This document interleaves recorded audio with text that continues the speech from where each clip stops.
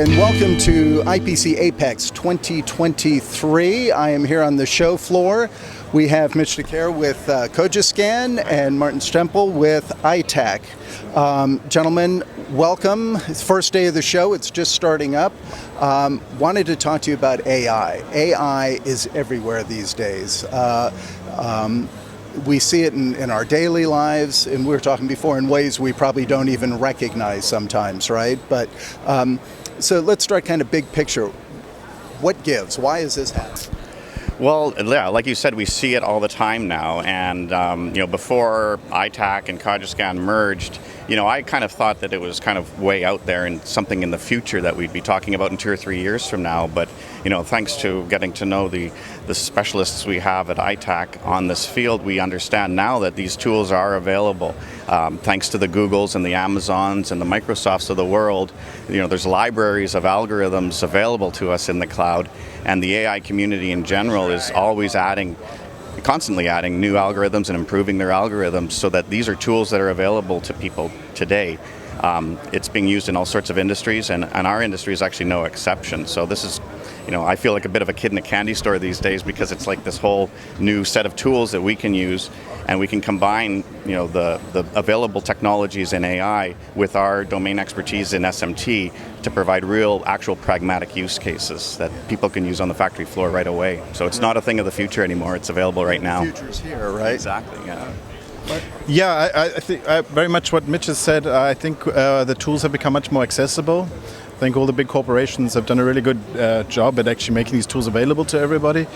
And the job has become, how do you translate that with your domain knowledge back down to the actual production floor? And from that perspective, what we're really seeing is that AI is offering nothing maybe more different than our previous set of lean tools have offered, but now we have AI to help us along that lean journey to the next step. That's an interesting way of putting it, yeah, that it's like the lean tool.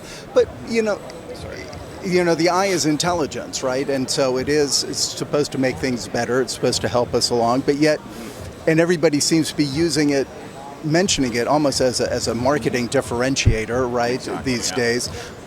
And a lot of people still struggle with it, right? I mean, why do you think that?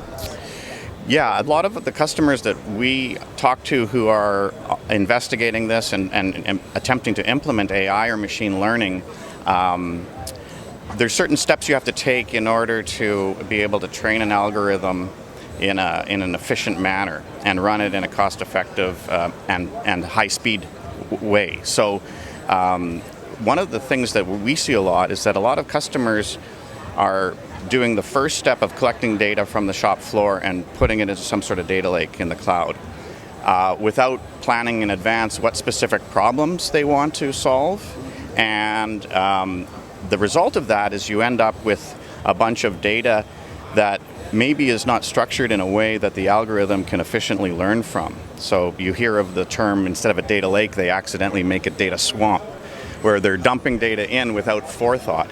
So our approach, thanks to Martin's team, is to assist the customer on their journey. And step one is to actually have the use cases in mind and plan in advance what problems you want to solve, because that helps you plan how to structure the data in a flat format and send the data into the cloud in a way that's conducive to machine learning. So that's a key step to taking, a key first step that if you skip that step, you're going to have a bit of a mess on your hands later on. And Martin, I think about that in electronics manufacturing, our industry, it's not a static industry, right? These things, it's always changing. So your data sets are always changing too. They're always dynamic too. That's, but I think very much what we've noticed is the success, those successful lighthouse projects that get started, they're really normally building from the bottom up. They're understanding the process, taking the process know-how, what they're doing in manufacturing, and then translating that into AI tools that they can use.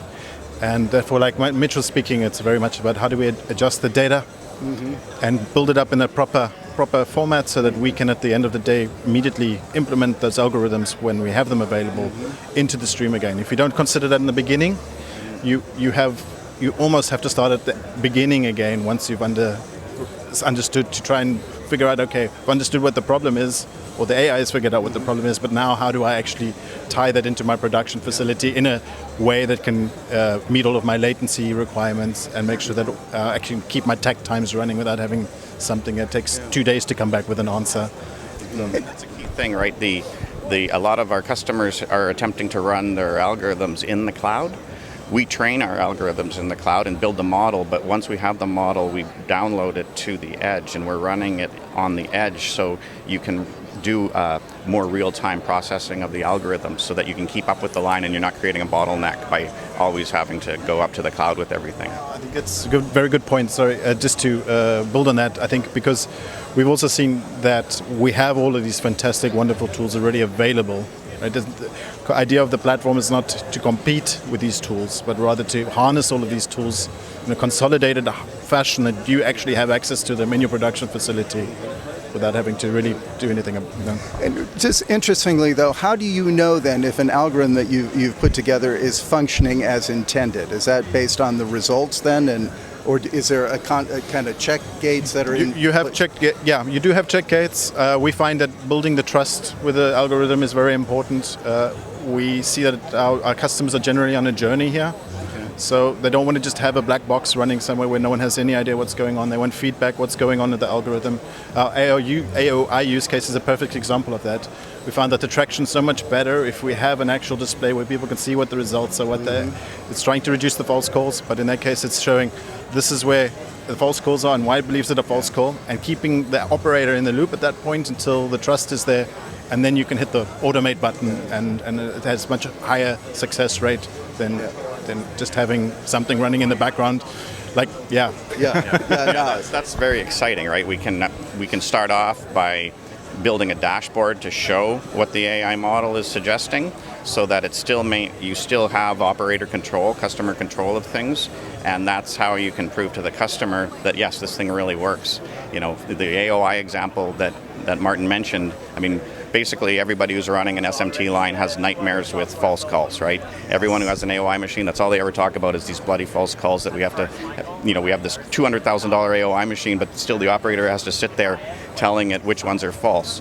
What we're finding is we can reduce that by about 60%. So that's 60% less operator time wasted filtering out these false calls. And so by showing them what we're detecting as false, after a while the customer realizes, yes, this thing's always right. It's catching all the obvious false calls. So then you can, as he said, hit the automate button. I call it the easy button, where now instead of just showing it to the operator, we can actually send the message through our Connect platform bidirectionally to the machine so that we can automate that. And those use cases are important for convincing, and the term you use, developing the trust with the clients, so that they know that this is a solution that actually has been validated and works, and it's worked elsewhere. No, exactly. We have real use cases. We have a library that are designed for SMT manufacturing, so they're very specific use cases like that AOI one. We have cycle time anomaly detection. We have other correlation between, say, screen printer data and the SPI data. So, looking back over the years, we've talked to you in the past about our factory intelligence dashboard, for example. And all of our customers of factory intelligence, they keep saying we want the data to be actionable. They don't want to just have something on a screen. You want to be able to predict something even before it happens. And by comparing, say, data from an AOI machine to what's happening in the screen printer, for a human being to correlate data and see, okay, when this changes in the screen printer, I realize I'm having more defects at SPI. It's pretty hard to do that, especially in real time, where the algorithm can take care of this. So it's actually enabling you to predict problems before you even know they're going to happen. And so it's really enabling us to just prevent issues that otherwise you'd have to wait for something to go wrong before you'd have to react to it. So we're going from reactive to prescriptive analytics with this model. Yeah, I would just build on that. I think the use cases help our customers also immediately have experience that value and the actual return on investment that you get from starting a project like this. I think often till now, and what a big problem is, if we talk about how many cases have failed, is that it's so difficult to get to that point where you actually can plug something in the production line, know that it's going to work, and you actually get your